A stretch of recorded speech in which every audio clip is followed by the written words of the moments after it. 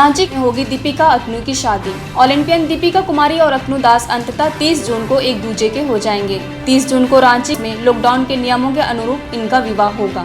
दीपिका कुमारी रांची के रातू की रहने वाली है, जबकि अतनु दास कोलकाता के रहने वाले हैं। विवाह कार्यक्रम 28 जून से शुरू होकर 30 जून को संपन्न होगा।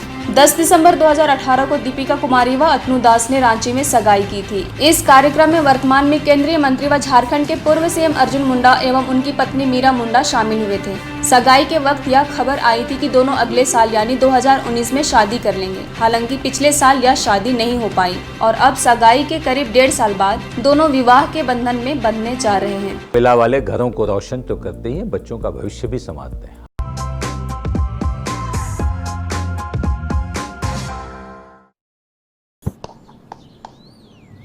चिकू, तुमने बोला बड़ा रोल मिला है तो मुझे लगा।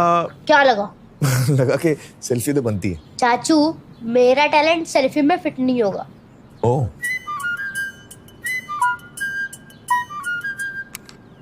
सेल्फी में तो फिट हो गया, गाड़ी में फिट होगा। 105 degree super wide selfie on Vivo V19। लोगों के घर में झांकना छोड़िए मखीजा, तू भी अपने घर में सेफ पेंटिंग करा ले। शूटिंग के लायक होगा तेरा घर। Asian paints safe painting service. Missed call दें 80504 80504 पे। वाह,